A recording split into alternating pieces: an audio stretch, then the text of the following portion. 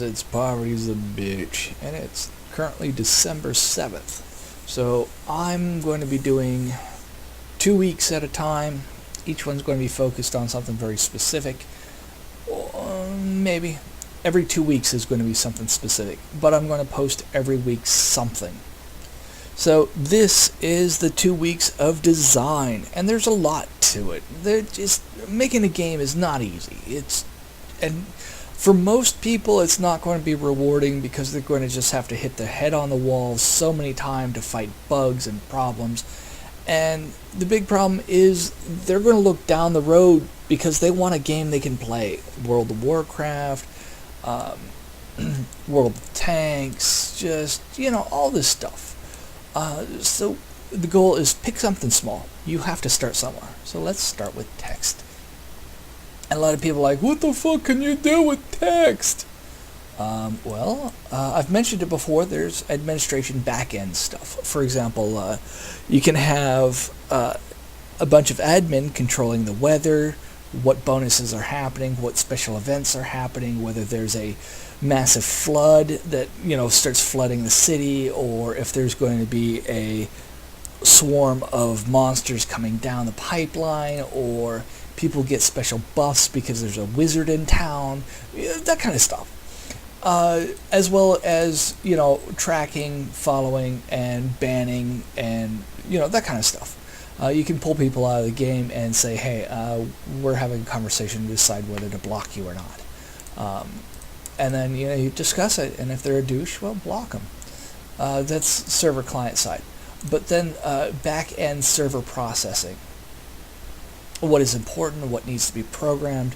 Is there time increments saying, 2 a.m. your time is the best, the least people on.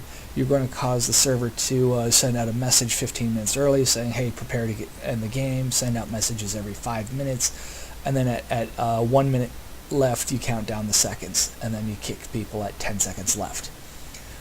You can obviously make text games. Hey, what do you want to do? Go through door number 1 or door number 2? Do you want to fight monster 1 or do you want to run? So there's that kind of stuff.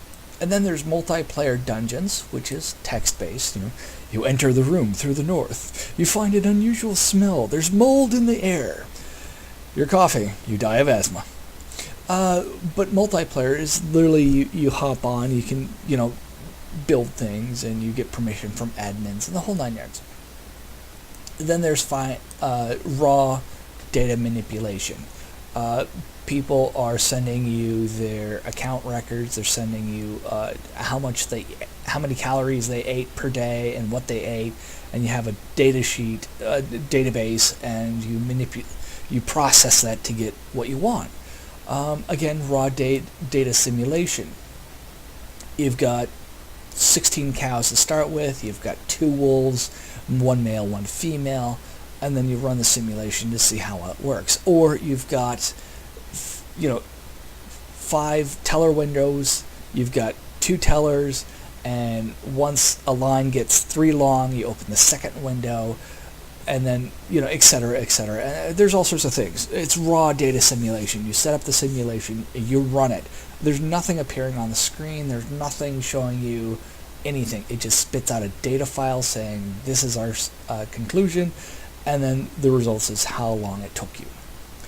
And finally, we can get back into games. So there's 2 games with graphic maps. And you're like, we're talking about text here. Well, there's a lot you can do with text. Like the Alt keys. There we go. So, there's a lot of this stuff out there that you can actually make a map with just characters itself. It's the original application. Oh, I didn't even add that one. Oh, it's 2 P's. Fuck my spelling. Anyways, you can write applications. Receive data, process data, wait for commands. There's a thing that people joke about. It's extremely deep, but because there's no tutorials, very few people can actually get through Dwarf Fortress. The person passionate about it, it's all text, colored text, blinking things, and it takes a long time to figure out. And most people, after a little while, they give up because it's it's too complex and they don't quite get the enjoyment out of it. But Dwarf Fortress was made all text, so we can go that complex with text. And of course, the whole point of starting with text is learning code. And we're going to build on all of this. There's a lot here, but we have to start somewhere. So again, by this point, you should have came up with a game idea that you want to do, a name for this game, and remember, keep it simple, just simple. What is the basic things to get the game to work?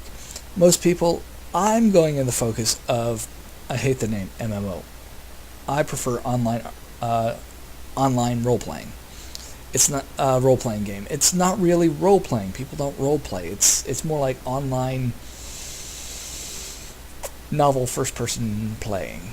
You play the main character, and voila. But anyways, we can get into that later on. And then 2D, this is going to be year 2. I'm going to start this November 15th, 2016. There's side scrollers. Mario's a good version of it. Arcade games, again, Mario. Other side scrollers were what was it? Squiggly poof. Anyways, there's a lot of these where you're like going up and down and you're shooting little floating things in the air, and there's other ships shooting back. There's 2D RPG like Might and Magic. You wander around, and you know, I loved Might and Magic when I was a kid. I don't know. I didn't quite get it, but as I got older, I really liked it, even though I can't play it. I can't seem to find it. But anyways, also Ultima Online was 2D. So there's a lot of power with 2D. And it builds on everything we've done with the text. Of course, every Facebook game, the farm games, and the train games, and the ship games, and the space games, and the battle games, and it just... the one thing I hate about Facebook games is you can't lose. You just can't lose. You just show up and fight, and you're good. There's really no loss. And then Diablo was a 2D game, even though everything looked 3D. You rendered things in 3D and output as a 2D sprite. So it too was a 2D game. So you could actually cross the divide of 3D into 2D. And Castlevania. Fuck my spelling. Anyways, this was a side scrolling 2D game with 3D elements within. And of course 3D is exactly where we're going. You can do anything in this one. So I'm not going to explain it because, yeah, everything. That's the answer. Everything. Moving on to the next thing is games I want to make. I love the Sword and Shield. It's always fun. But sometimes I'm like, hey, I want to do the space game with the lasers. Pew pew! And then there's the ship cargo game. I want to get the biggest sailing ship out there. Love sailing ships. And then there's tank world domination games, Command and Conquer. And then there's farming, crafting, building games. Minecraft is an excellent one of these. VR simulation. This relates to raw data simulation. Wolf, cow, see what flourishes, whether it dies or not. There's other things. I've loved the idea of just building a nation. I'm like, well, if one person, went out and they just started building stuff, first out of clay with wood, and then started using wood as their energy source, and then they just built on it and built on it and built on it. What kind of, game can we actually build? And it'd get into the old Star Wars format. Fuck Sony. Purely fuck Sony. They've got no vision, no customer support that's decent. It's all money grab. But anyways, Empire Divided. Was that it? Yeah, I think so. It was great because you could actually build a city. You could determine who is the mayor. You could just give job positions to people, set up factories, determine housing locations, and manufacturing facility areas, and you could set up your own little town. It just took other people to play it, and it was brilliant, and then they fucked it up. VR simulation. So it's just like people, instead of writing AI. Oh, I haven't even included AI, artificial intelligence. I do want to do a little of that. So instead of writing, yeah, I know this is probably pretty boring. All I'm doing is looking at text on a computer. How's this helping? No, I'm just explaining everything. So in a VR simulation, instead of writing AI, you can actually just have people play specific characters or specific entities, and they function and do as you assign them. So you, other things. Oh, yeah. Okay, so let's just move on. Other major stuff. I'd love to have weather and seasons. Limited resources. And this kind of goes with the market and real economic player-based. These kind of games, the server would have to reset because people chop down the last apple tree. You rate them and then you divide them up upon different servers, which leads to the whole thing of, oh come on, I know it's here. Oh, twink game. So people that don't give a shit, they're going to chop down the last apple tree to piss people off. You just shift them over to a twink game, like Diablo or Farmville, and be like, this is the game, what are you complaining about? The rest of them that can play well will move on to the actual game server.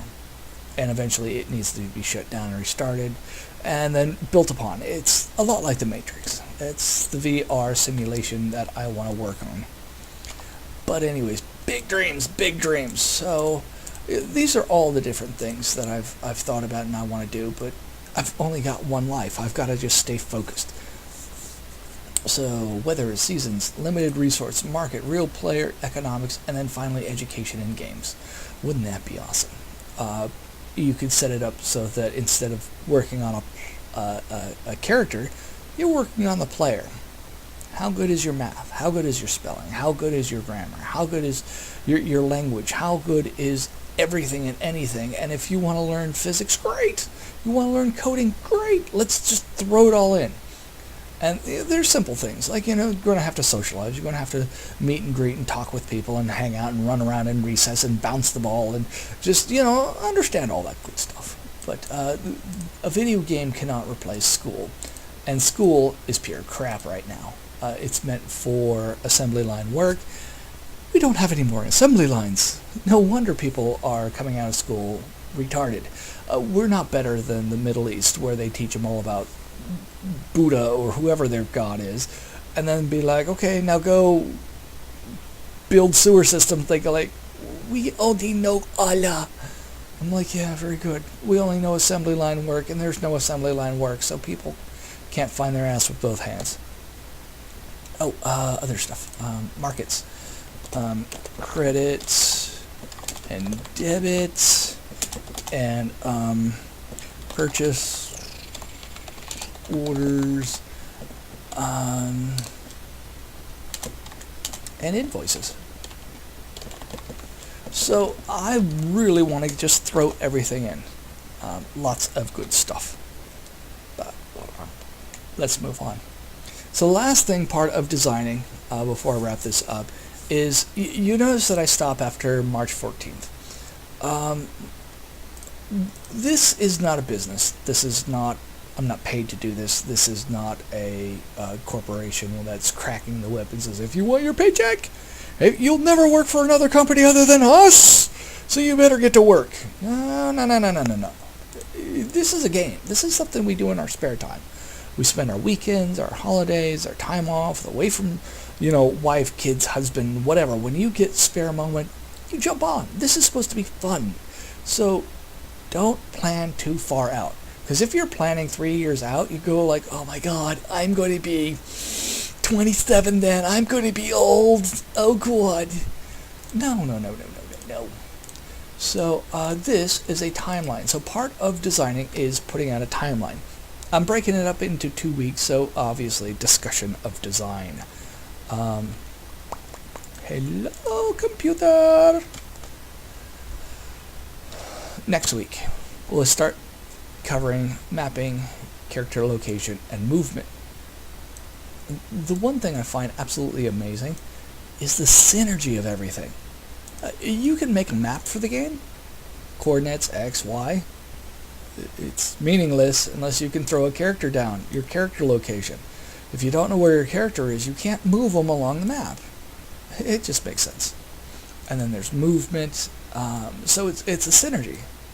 And then continuing on, there's probably more details. Like I can come back and like this is down here's the buffer. We could do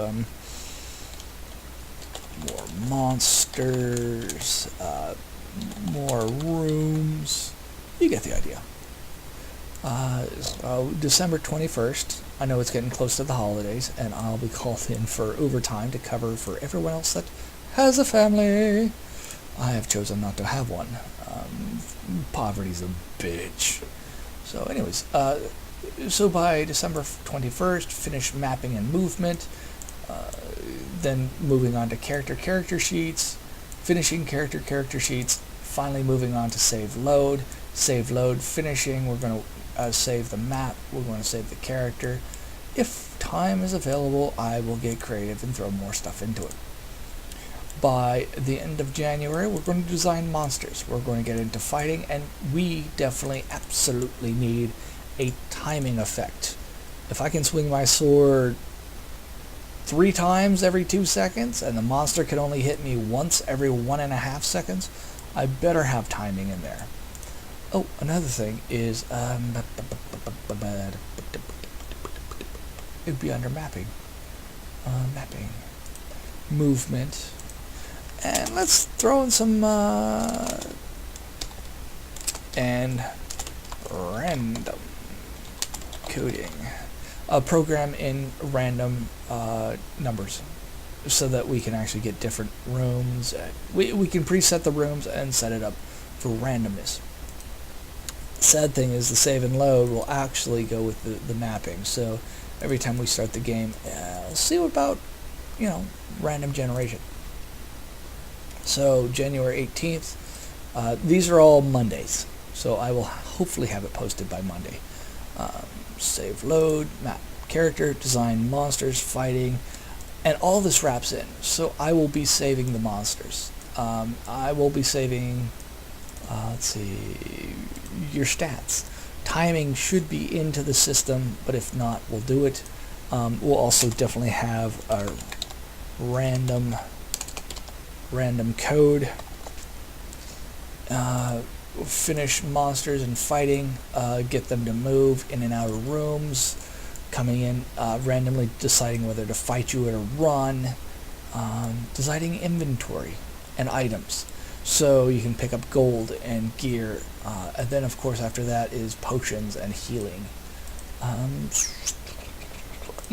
completely forgot about the market. But we really don't need a market. I mean, that's nice, but meh. Later designing quests, making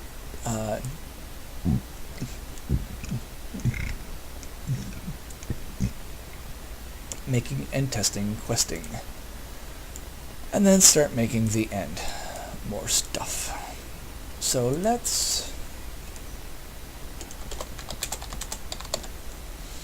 So we need to make more stuff. And then I'm just going to throw in some buffer. So if everything prior to this, we need more time, I'm going to give it 2 weeks. After that, let's see. Damn it, I had it in my mind. More monsters, more rooms. Buffer, more monsters, more rooms. No. Let's shop. The buy and sell. And then April. What day will that be? So that's about it. 4th. April 4th is when it starts. And then from there we'll go on to working with the mouse, assuming we haven't burned through our buffer too badly. Mouse. I don't know. More graphics and mouse. More mouse, and start working on server client. Now, I think there's going to be plenty of time. So this will be the 25th, and I think that should be great progress on the game. So looking at this, hopefully 2 weeks is enough. I've been struggling to get in like 3 hours a week, but this should get a decent game going, especially since end of February we should have the end of the game done. So we got the beginning, character load, buffer, making the end, selling shop. We gotta throw in the introduction, building a character sheet. Maybe we'll do that back here if there's time.